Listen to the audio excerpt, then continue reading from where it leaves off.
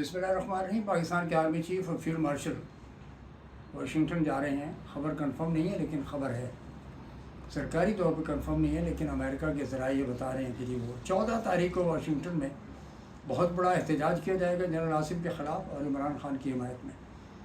और आपने देखा कि जो बिलावल का जो डेलीगेशन तो ज़ाहिर है पाकिस्तानी है, उसको सपोर्ट करते हैं, किया भी जाना चाहिए, लेकिन उसको दबड़दूस कर दिया उसके सारे के सारे दौरे को कांग्रेसमैन ने। और कांग्रेसमैन ने कहा कि पाकिस्तान दहशतगर्दी को प्रमोट कर रहा है और इसीलिए हिंदुस्तान ने उनको दहशतगर्दी में उन पर हमला किया था और उनके जो सिविल सारे के सारे इंस्टीट्यूशन थे, यानी ऑर्गेनाइज इंस्टीट्यूशन कहें या फिर टेररिस्ट कैंप कहें, उनको हमने मार दिया है, तोड़ दिया है। हालांकि ऐसा नहीं है, कोई दहशतगर्दी के कैंप ऐसे नहीं थे। पाकिस्तान के ख़िलाफ़ इंदिरा की ये नरेंद्र मोदी की एक बोगी है, हिंदुस्तान को पूरे उसने आग में जलाया हुआ है कि पाकिस्तान दहशतगर्द मुल्क है और पाकिस्तान में दहशतगर्द कैंप मौजूद हैं। अज़हर मसूद के घर को मिसमार किया गया, यानी मिसाइल मारे गए। उधर हाफिज़ सईद साहब के घर मुरीदके में ये जो तालीमी मरकज़ है उसके ऊपर उन्होंने मिसाइल मारे, तो वो तो अपने टारगेट्स में कामयाब थे। लेकिन ऐसा नहीं है। सूरत हाल ये है कि जनाब आसिम मुनीर साहब को अगर वो नेशनल रिकन्सिलिएशन में जाते हैं तो बहुत अच्छा होगा। वो ये समझ रहे हैं कि मैं पेंटागन और अमेरिकन सेक्रेटरी ऑफ स्टेट से मिलकर या डिफेंस सेक्रेटरी से मिलकर आ जाऊंगा और मामला ठीक हो जाएंगे। क्रिप्टो करेंसी के अंदर भी वो बिलाल साखिब नाम की कोई यानी नई चिड़िया पाकिस्तान के हाथ आ गई है, उसको प्रमोट कर रहे हैं कि वो जेडी वांस एंड ट्रंप के बेटों के साथ उसके कोई कारोबारी क्रिप्टो करेंसी बिटकॉइन के हवाले से बातचीत जारी है। और ऐसा लग रहा है कि पाकिस्तान के ओवरसीज़ पाकिस्तानी जो तकरीबन $36 बिलियन से ज़्यादा के रेमिटेंस भेजते हैं और पाकिस्तानी इकॉनमी खड़ी उसी पर है। ओवरसीज़ पाकिस्तानियों की मदद की ऊपर ही खड़ी हुई है पाकिस्तान की इकॉनमी, और तकरीबन 32-35 अरब डॉलर की एक्सपोर्ट है पाकिस्तान की। तो दिस कम्स टू अराउंड $65, तकरीबन 65 से 70 अरब डॉलर की जो फॉरेन इनकम है। और Pakistan has miserably failed to properly use the remittance foreign exchange. इनके पास कोई प्लान ही नहीं है। तो ये लगता ही है कि क्रिप्टो करेंसी में जो ओवरसीज़ पाकिस्तानी अमेरिकन, उनको ये कहा जाएगा कि आप क्रिप्टो करेंसी यानी बिटकॉइन को इस्तेमाल करें और पाकिस्तान में पैसे भेजें। ये एक बहुत बड़ी गेम लग रही है।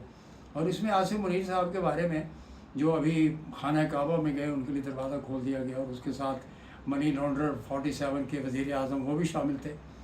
रब की शान है, रब बड़ा बेनियाद है, ऐसों को बुला लेता है। जैसे शहबाज शरीफ साहब है, हमारे और भी वज़रा हैं, उनको तो बहुत ऑनेस्ट यानी हमारी लिविंग है। हमारे वज़ीर आज़म साहब बहुत ऑनेस्ट है, तभी तो अल्लाह ताला ने उनको खाना काबा में बुला लिया।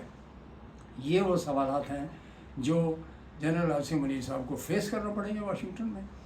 रहा बिलावल के डेलीगेशन का, पाकिस्तान के डेलीगेशन में आपको बता चुका हूँ, उन्होंने कांग्रेसमैन ने ये कहा है कि जनाब दहशतगर्दी के हवाले से पाकिस्तान पीछे हट जाए। और उसने ये भी कहा कि शकील आफरीदी, डॉक्टर शकील आफरीदी को हमें दे दी।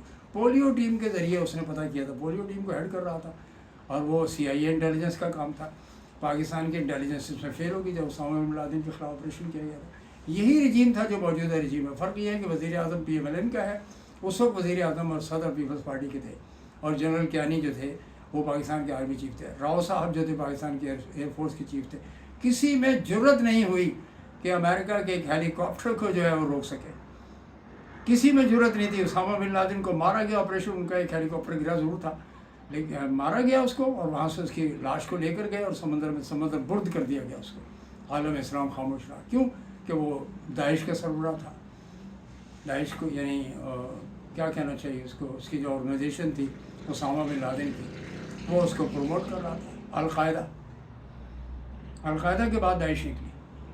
अबू बकर बगदादी इराक़ और शाम के हवाले से आपको इस तरह जो गर्दनों को काट दिया करते थे, उन्हीं का ऑफ शूट है ये जो इस वक्त शाम का सरबराह है, अल-शारा समथिंग ना।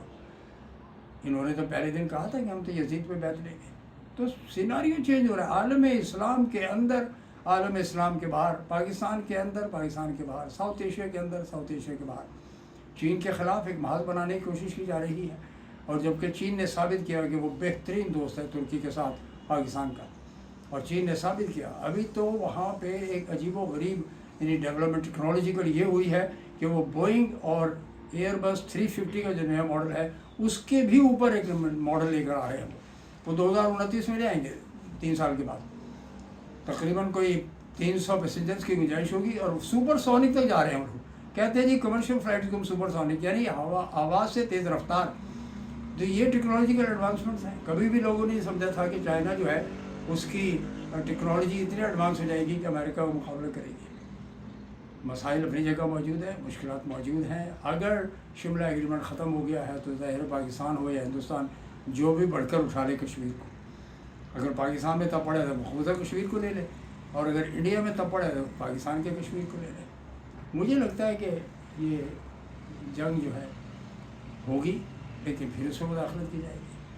कांग्रेसमैन के साथ जो 4 सवालात बहुत बड़े ये पाकिस्तान के डेलीगेशन को कहे हैं उन्होंने, जिसके अंदर हिना रबानी खर, शहरी रहमान, पीपल्स पार्टी, PMLN, MQM, फैसल सब्जवारी, ये लोग सब मौजूद थे। They don't have any experience of the foreign affairs and foreign diplomacy, Pakistan की डिप्लोमेटिक अफेयर्स। अगर वो 1 साल वज़ीर ख़ारजा रहे हैं तो उनका तजर्बा कोई साहबजादा याकूब अली ख़ान वाला तो नहीं है, या डॉक्टर JR शंकर का तो नहीं है, या इवन शशि थरूर का भी नहीं है। तो ये वो सवालात हैं जो पाकिस्तान के लिए मुश्किल तरीन सूरत हाल पैदा होने जा रही है। हमें कभी ये नहीं समझ लेना चाहिए कि जी हमने अगर इंडिया को, वो तो एयरफोर्स ने पाकिस्तान की जंग जीत ली है, अदरवाइज़ उन्होंने तो महाज नेवी का खोला ही नहीं था। ये वो चैलेंजेस हैं जो पाकिस्तान को दरपेश है। आने वाले हालात में हम किसी भी तौर पर नहीं कह सकते कि पाकिस्तान की सूरत हाल अच्छी होगी, मुश्किलात होंगी। बजट आ रहा है आवाम के लिए, पहले बिजली और एनर्जी, जिसके लिए वर्ल्ड बैंक ने कहा कि गुर्बत में इजाफे का वजह खुद हुकूमत पाकिस्तान है। किस शक्ल में? एनर्जी की प्राइसेस उन्होंने बहुत ज़्यादा बढ़ा दी हैं जो आवाम के दस्तरस और उनके बजट से बाहर है। मुश्किल सूरत हाल में जीना होगा। डॉक्टर अब्दुल जब्बार खान ऑफिशियल से मुझे इजाज़त दीजिए। इसको सब्सक्राइब कीजिए, इसको प्रमोट कीजिए और इस पर कमेंट कीजिए। हम लोग बिल्कुल गैर जानिबदार हैं। हमारे लिए सब सियासी कैदियों की रिहाई हमारा मतम नज़र है।